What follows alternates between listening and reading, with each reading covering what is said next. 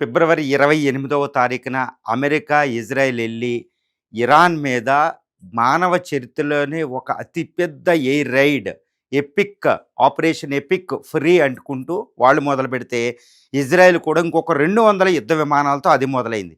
కానీ ఇరాన్ మాత్రం ఎక్కడ నుంచి డ్రోన్స్‌ని తెస్తుంది, ఎక్కడ నుంచి మిసైల్ చేస్తుందో తెలియకుండా 14 దేశాలపై అది మిసైల్ చేస్తుందండి. ఈవెన్ దుబాయ్ బూర్జ్ ఖలీఫా లాంటి భవనాలని కొలాప్స్ చేస్తుంది. అమెరికా ఎయిర్ డిఫెన్స్ సిస్టమ్‌ని, ఇజ్రాయెల్ ఎయిర్ డిఫెన్స్ సిస్టమ్‌ని ఫెయిల్ చేస్తూ. అసలు ఇరాన్ ఎక్కడ ఇవి దాస్తుంది? ఇక్కడ చూడండి, మనకేంటంటే ఇరాన్ యొక్క అండర్ గ్రౌండ్ మిసైల్స్, ఈ అండర్ గ్రౌండ్ ఈ పైన మహాపర్వతాలు ఉంటున్నాయి. ఇవన్నీ అండర్ గ్రౌండ్లో అది దాచిన 3000 మిసైల్స్, డేంజరస్ మిసైల్స్. ఆ మిసైల్స్ని అమెరికా పేల్చుదామంటే కుదరడం లేదు. ఇవి under ground missile system, under ground drone ఫ్యాక్టరీలు, అండర్ గ్రౌండ్ మిసైల్ ఫ్యాక్టరీలు. వీటిని అమెరికా తన B-2 బాంబర్స్తో పేల్చడానికి ట్రై చేస్తుంది. ఈ B-2 బాంబర్స్ కూడా వెళ్ళలేని విధంగా ఉన్నాయి. ఈ B-2 బాంబర్స్ C-17 హెర్క్యులస్ అంటే ఎయిర్ క్రాఫ్ట్లతో అది నిజంగా చెప్తున్నానండి 9.8 అంటే సుమారు 10 టన్నుల బాంబు వేస్తుంది. Mother of all bombs MOAB అని. కానీ ఆ 10 టన్నుల బాంబు ఇదిగోండి ఈ నేల మాళిగలో ఈ అండర్ గ్రౌండ్లో ఉన్న ఈ మిలిటరీ సిటీస్ దగ్గరికి వెళ్ళలేకపోతుంది. ఎందుకంటే ఆ మోబ్ 10 టన్నుల బరువు ఉన్న ఆ మోబ్ బాంబు కాంక్రీట్ 60 అడుగుల కాంక్రీట్ దిమ్మలోకి దిగిపోతుంది. అంటే పర్వతంలోకి 60 అడుగులు వెళ్తుంది. అదే మామూలు మట్టి ఇవన్నీ కొంచెం మామూలు రాళ్ళు ఉంటే అది ఎంత వెళ్తుందంటే 200 అడుగులు లోపలికి వెళ్ళి చొచ్చుకుని వెళ్ళి పేలుతుందండి 10 టన్నుల బాంబు. ఈ 10 టన్నుల బాంబు పేలితే మొత్తం 1000 మీటర్లు అంటే 1000 అడుగుల ప్రాంతంలో చీమ ఏమీ ఉండదన్నమాట. మసి బొగ్గైపోతుంది. ఒక రకంగా అణుబాంబు పేల్చినట్టే అది. కానీ దానికి కూడా ఇరాన్ దొరకడం లేదు. ఎందుకు అంటే ఇది చాలా పెద్ద సీక్రెట్. ఈరోజు ఇజ్రాయెల్, అమెరికా ఓడిపోయే స్థితి ఉంది అంటే ఈ అండర్ గ్రౌండ్లో తయారవుతున్న మిలిటరీ మిసైల్స్, ఈ మిసైల్ సిటీస్, అండర్ గ్రౌండ్లో ఈ డ్రోన్ ఫ్యాక్టరీలు, ఇవే ఇరాన్కి ఈరోజు బలం. వీటిని ఎలా త్వజించాలో కూడా అర్థం అవడం లేదు. అసలు ఇరాన్ ఎక్కడి నుంచి మిసైల్స్ బయటకు తీస్తుంది, ఎక్కడి నుంచి వేస్తుందో అర్థం కావడం లేదు. ఇప్పుడు అసలు ఇరాన్కి మిసైల్స్ ఎలా ఎక్కడ దాసింది, అమెరికా ఏమి ఎందుకు చేయలేకపోతుందో తెలుసుకుందాం. ఇది United States of America Pentagon central command బుర్రల బద్దలు కొట్టుకుంటుంది.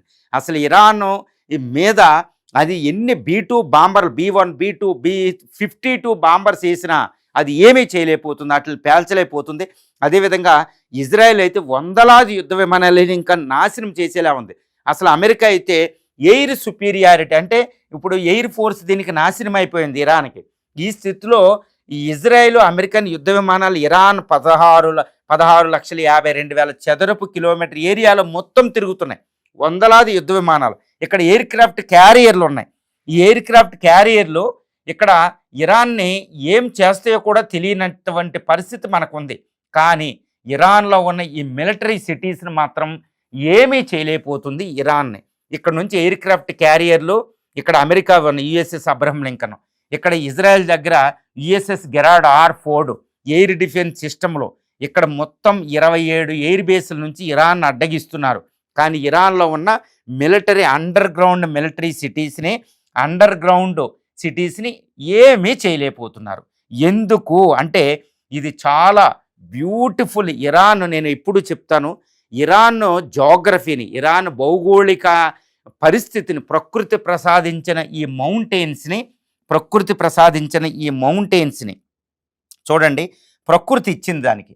ఈ మౌంటైన్స్ చూడండి, ఇరాన్ 16,52,000 చదరపు కిలోమీటర్లు. ఈ మౌంటైన్స్ కింద ఆ military underground military missile సిటీస్ని, డ్రోన్ సిటీస్ని నిర్మించింది. స్టోరేజు ఫ్యాక్టరీలు కూడా ఉన్నాయి. అంటే 1 సంవత్సరం పాటు అది ఫ్యాక్టరీలు తయారు చేసుకుని అమెరికాతో యుద్ధం చేయగలదు. అమెరికా, ఇజ్రాయెల్ ఓడిపోతాయి. ఇప్పుడు దానికి ఎలాగో ఇప్పుడు అమెరికా సొల్యూషన్ ఏంటో ఇప్పుడు ట్రంప్ బద్దలు కొట్టుకుంటున్నారు. ఫస్ట్ ఇది వద్దాం. ఇప్పుడు ఇరాన్ ఇది 16,52,000 చదరపు కిలోమీటర్ల భూప్రాంతం. ఇంకా ఈ మ్యాప్లో ఇంకా చూడాలంటే 16,52,000 చదరపు కిలోమీటర్లు త్రిభుజాకారంగా ఉంటుంది. ఈ యొక్క జాగ్రఫీని మనం చూస్తే దీనికి వీలు ఏంటంటే కింద పర్షియన్ గల్ఫ్, ఈ గల్ఫ్ ఆఫ్ ఒమన్ ఈ స్ట్రైట్ ఆఫ్ హార్ముజ్ దీన్ని క్లోజ్ చేసింది, దాని ప్రాంతంలో ఉంటుంది. దీంతో పాటు ఇదిగోండి military underground military cities, drone cities ఎక్కడ ఉంటుందంటే ఉత్తరాన ఇదిగోండి ఎల్ బర్జ్ మౌంటైన్స్ ఉంటుంది. ఇది 500 కిలోమీటర్ల పొడవు. దీని హైట్ 5 కిలోమీటర్లు, 5,500 మీటర్లు ఇక్కడ ఉంది మనకి టెహరాన్ సిటీ. ఇదిగోండి ఈ ప్రాంతం, ఇది రాకీ షేల్ అని, గ్రెనైట్ అని, రాక్స్తో అది నిర్మాణం అయి ఉంటుంది. హిమాలయాసు ఇది ఎక్స్టెన్షన్ అనమాట హిందూకుస్ మౌంటైన్స్కి. దీని తర్వాత ఇంకొక అతిపెద్ద మౌంటైన్స్ ఉంటుంది, ఇది ఏకంగా ఒక 1200 కిలోమీటర్ల పొడవు ఉంటుంది. ఇది జాగ్రోస్ మౌంటైన్స్. ఇది ఎల్బర్జ్ మౌంటైన్స్. దీని మధ్యలో మనకి ఇక్కడ కనిపిస్తుంది చూడండి, దస్తకి కావిర్, దస్తకి లాత్. ఈ దస్తకి ఇదంతా డిజర్ట్. ఇది జోగ్రఫీ. ఎల్బర్జ్ మౌంటైన్స్, జాగ్రోస్ మౌంటైన్స్, దీంట్లో మధ్యలో దస్తకి కావుర్, దస్తకి లాత్. ఇప్పుడు ఈవెన్ యునైటెడ్ స్టేట్స్ మానవ చరిత్రలోనే అతిపెద్ద బాంబరు మోబ్ బాంబు, 10 టన్నుల బాంబు, ఊహించండి ఆ బాంబుని. అది 100 మీటర్ల లోపల దాకా వెళ్ళి 200 అడుగుల లోపలికి వెళ్ళి పేలిన ఈ లోపల నిర్మించిందనమాట. ఇది ఎలా ఉంది అంటే మనకి ఇది ఇంకా చూడాలంటే ఇదిగోండి జాగ్రఫీ ఇలా ఉంటుంది. అది ఎంతటి మనకి కాఫీ కలర్లో కనిపించేది అది హైట్ని సూచిస్తుంది అనమాట. ఇది జాగ్రోస్ ఎల్బర్జ్, ఇది జాగ్రోస్. ఇప్పుడు మిలిటరీ సిటీలు ముఖ్యంగా ఈ ప్రాంతాల్లో ఉన్నాయన్నమాట. ఇవి అండర్ గ్రౌండ్లో చక్కగా రాళ్ళు తొలిసి నిర్మించింది. ఒక్కొక్కటి సుమారు ఏంటంటే ఒక 200 మీటర్ల దూరంలో ఉంటుంది. ఇంకా లోపలికి అంటే ఇది 500 మీటర్ల లోపలికి మన అండర్ గ్రౌండ్ మెట్రోస్ ఉన్నట్టుంటాయి. ఢిల్లీలో అండర్ గ్రౌండ్ మెట్రోస్ లాగా మొత్తం కిందకి తవ్వి ఈ మిలిటరీ సిటీస్ నిర్మించిందనమాట. ఈ మిలిటరీ సిటీస్ ఎలా ఉంటాయి అంటే ఇదిగోండి ఇలా ఉంటుంది. ఈ మిలిటరీ సిటీస్ లోపల ఈ పైన అంతా రాకీ టెర్రైన్, మళ్ళీ ఏదో సిటీ ఉన్నట్టు ఉంటుంది. ఇది ఇక్కడ ఫ్యాక్టరీలు తయారు చేస్తుంది. ఇప్పుడు వీటిని చొచ్చుకు వెళ్ళాలంటే ఇప్పుడు అమెరికా ఏం చేయాలంటే అమెరికాకి దిక్కు లేదు. ఈ లోపల 500-200 మీటర్ల లోపలికి తవ్వేసి అక్కడ నిర్మించారు. అక్కడ అన్ని ఫెసిలిటీస్ వాళ్ళకు ఉంటాయి. ఆ లొకేషన్ బయటికి ఎట్టి పరిస్థితుల్లో తెలియకుండా వాళ్ళు నిర్మించేస్తారు వీటిల్లో. దీని నుంచి వెంటనే ఇక్కడి నుంచి ఇక్కడికే పైకి, అంటే తవ్విన చోట నుంచే ద్వారాలు పైకి ఉండవు, ఎందుకంటే తెలుస్తాయి కాబట్టి. ఈ లోపల నుంచి ఈ ద్వారాలు మళ్ళీ కొంచెం పై భాగం నుంచి అంటే ఒక 10 మీటర్ల లోపల నుంచే ఒక రూట్ ఉంటుంది అనమాట. ఇది 4-5 కిలోమీటర్లు 6 కిలోమీటర్ల లోపలికి వెళ్ళిపోయి అక్కడి నుంచి అవుట్లెట్ ఉంటుంది. అవుట్లెట్ కూడా చాలా సీక్రెట్గా పెంచుతారు. అవుట్లెట్ నుంచి మిసైల్స్ బయటకు వస్తున్నాయి. ఈ మిసైల్స్ బయటకు వచ్చిన తర్వాత ఈ వేర్ అబౌట్స్ తెలియదు. పైన రాకీ టెరైన్, మౌంటైన్స్, ఫారెస్ట్లు అవి ఉంటాయి అంతే. ఇవి వచ్చేసి ఇప్పుడు రాకెట్ లాంచర్స్ ఎక్కడ పెడుతున్నారంటే ఈ సిటీస్ దగ్గర అక్కడ వాళ్ళు పెడుతున్నారు. ఇక్కడ నుంచి వాళ్ళు సిటీస్ నుంచి పెట్టి వాళ్ళు ప్రయోగిస్తున్నారన్నమాట. ముఖ్యంగా బందార్ అబ్బాస్ ఫోర్ట్ చూడండి మౌంటైన్స్ దగ్గర ఉంటుంది. ఈ బుషేహార్ అనేది ఒక న్యూక్లియర్ రియాక్టర్ ఉంది, వీటి ఆహాజు. ఈ ప్రాంతంలో మిసైల్ లాంచర్స్ పెట్టింది. ఈ మిసైల్ లాంచర్స్ పెట్టి అది ప్రయోగిస్తుందన్నమాట. అంతే చూడండి ఇరాన్ ఈ ప్రాంతంలో మన మౌంటైన్స్ ఇక్కడ నుంచి ప్రయోగిస్తుంది. ఇటు సౌదీ అరేబియా, బహ్రైను, ఖతారు, ఒమన్ను, ఇరాక్, తర్వాత ఈ entire Israel, even Nicosia, cypress దాకా ఆ మిలిటరీ ప్రయోగిస్తుంది. ఈ మిలిటరీ ఈ యొక్క మిసైల్స్ ఏంటంటే 2000-2500 కిలోమీటర్ల రేంజ్ దాకా వెళ్తుంది. డ్రోన్స్ కూడా మనకి చాలా విస్తృతంగా డ్రోన్స్ 12 నిమిషాల్లోనే ఇజ్రాయెల్ 2500-2000 కిలోమీటర్ల అవతల ఉన్నాయి, ఇజ్రాయెల్ చేరుకుంటున్నాయి. ఈ విధంగా ఇదిగోండి టెహరాన్ అనే సిటీ చూడండి ఎక్కడుంది మనకి కరెక్ట్గా చూస్తే టెహరాన్ అనేది ఇదిగో ఇది. ఈ టెహరాన్ అనేది మౌంటేనియస్ సిటీ అండి, అంత ఈజీ కాదు. అక్కడ అండర్ గ్రౌండ్లో ఉన్నాయి తీయడానికి అంత ఈజీ కాదు. ఇదిగోండి ఎల్బర్జ్ మౌంటైన్స్లో ఉంది టెహరాన్, ఏ బ్యూటిఫుల్ క్లైమేట్. తర్వాత ఎల్బర్జ్ సిటీ కింద ఇవి ఉంటాయి. ఇప్పుడు దీంతో పాటు ఇంకొక రకంగా చెప్పాలి అంటే మనకి ఈ మౌంటైన్స్ ఈ యొక్క న్యూక్లియర్ రియాక్టర్లు కూడా మౌంటైనియస్ కిందే ఉంటాయి. కాబట్టి ఇదిగోండి ఇస్ఫహాన్ అనేది అతిపెద్ద న్యూక్లియర్ రియాక్టర్. తర్వాత నాటాంజ్, తర్వాత ఫోర్డో, ఇవి ఇక్కడే ఉంటాయి. ఇవన్నీ న్యూక్లియర్ సిటీస్. తర్వాత ఈ ఇస్ఫహాన్ కూడా మనకి ఇక్కడే కనిపిస్తుంది చూడండి.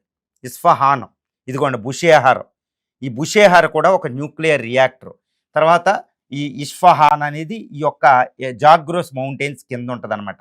ఈ అరాకో ఫోర్డో కూడా ఈ ఎల్బర్జు జాగ్రోస్ మౌంటైన్స్ కలిసే చోటే మనకి నాటాంజ్ రియాక్టర్ ఉంది. ఇప్పుడు మరి అమెరికా ఏం చేయాలి అంటే, యునైటెడ్ స్టేట్స్ ఆఫ్ అమెరికాకి B-2 బాంబర్లు కూడా, మోబు బాంబులు కూడా దీన్ని పెనిట్రేట్ చేసి వాటిని నాశనం చేయడం, అండర్ గ్రౌండ్ నేల మాళిగల్లో ఉన్న ఈ మిసైల్స్ స్టోరేజ్, మిసైల్ సిటీస్ని, డ్రోన్ స్టోరేజీ, డ్రోన్ సిటీస్ని, మిసైల్ లాంచర్స్ ఫ్యాక్టరీని నాశనం చేయలేవు. ఇది నాశనం చేయనంత వరకు ఇజ్రాయిల్ అమెరికా వెళ్ళి ఎన్ని వేల యుద్ధ విమానాలు ఉపయోగించి దీన్ని నాశనం చేసిన ఇరాన్ శక్తి అలాగే ఉంటుంది. దాని ప్రతిఘటన శక్తి, దాని రెస్పాన్సివ్నెస్ అలాగే ఉంటుంది. అందుకనే ఇరాన్ అంతటి నాశనం చేసినట్టు మనకు కనిపించిన ఇరాను ఈ దేశాలన్నిటి మీద చక్కగా అటాక్ చేస్తుంది. అన్ని దేశాలు 27 అమెరికా ఎయిర్ బేసెస్ మీద 14 దేశాల మీద అటాక్ చేయగలుగుతుంది. మరి ఏం చేయాలి అంటే, అమెరికా ఏం చేయాలంటే అమెరికన్ ఫోర్సెస్ మొత్తం ఎయిర్ బేస్ల నుంచి 50,000 అమెరికన్ ఫోర్సెస్ ఉన్నాయి ఇక్కడ. మెరైన్స్ అంటారు, సీల్స్ అంటారు, వీళ్ళందరూ ఈ స్పెషల్ ఫోర్సెస్ అందరూ వెళ్ళి ఇరాన్లో ఈ మౌంటైనియస్ ప్రాంతంలోకి వెళ్ళి ఈ యొక్క లొకేషన్ కనిపెట్టి అండర్ గ్రౌండ్ ఫ్యాక్టరీని వాళ్ళు సైన్యం డైరెక్ట్గా నాశనం చేయాలి, బాంబులతో స్పెషల్ ఆపరేషన్ చేయాలి.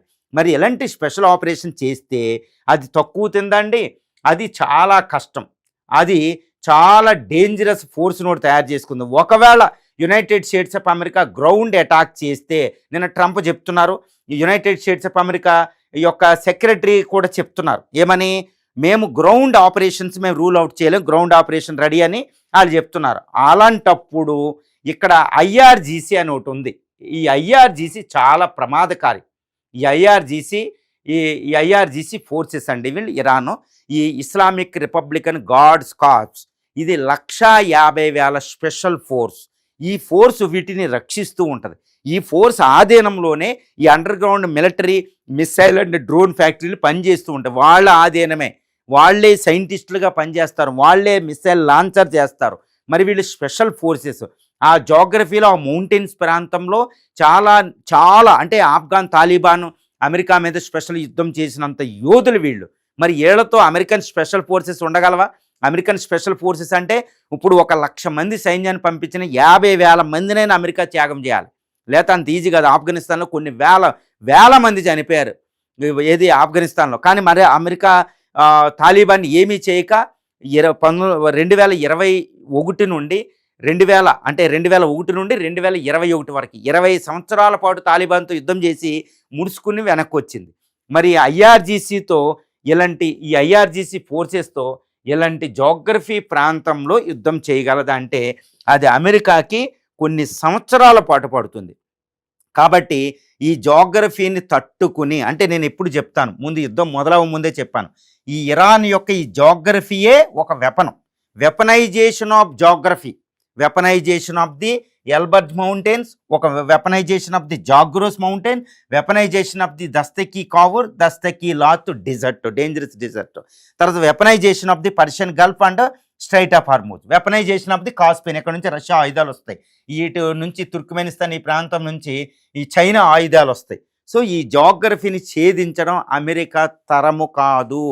కాబట్టి ఈ జోగ్రఫీ ఛేదించాలంటే అమెరికాకు ఉన్న ఒక ప్రత్యామ్నాయం, ఈ జోగ్రఫీలోకి అది ఎంటర్ అయ్యి తన ఎయిర్ ఫోర్సెస్ని ఈ ఇరాన్ పంపించాలి. ఎయిర్ ఫోర్సెస్ నుంచి ఎలా పంపిస్తే ఐఆర్జీసీని తట్టుకుని ఈ ప్రాంతంలో, మౌంటైనస్ ప్రాంతంలో ఈ ఐఆర్జీసీ ఫోర్సెస్ని తట్టుకుని, ఈ గెరిల్లా వార్ఫేర్ తట్టుకుని ఉండదు.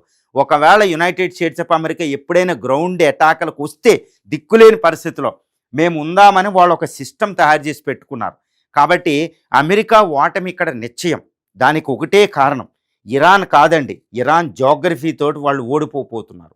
ఇరాన్ జోగ్రఫీ ప్రకృతి ఇచ్చిన శక్తి. అందుకనే 3,500 సంవత్సరాల నుంచి అది ఒక శక్తిగా, ఒక దేశంగా మనగలుగుతుందంటే దాని జోగ్రఫీ. ఇప్పుడు భారతదేశంలో హిమాలయాలు కింద, హిందూ మహాసముద్రం మధ్యలో భారతదేశం ఉండి భారతదేశాన్ని పెట్టని కోటలు ఉంటాయి. ఎందుకని ఎవడొచ్చినా ఏదో టైంలో వాడు పోవాల్సింది. అదేవిధంగా ఇరాన్ జోగ్రఫీ ఉంది కాబట్టి ఇక్కడ పర్షియన్ మహాసామ్రాజ్యం బతికింది, మెసొపొటేమియా సివిలైజేషన్ వెలిసింది.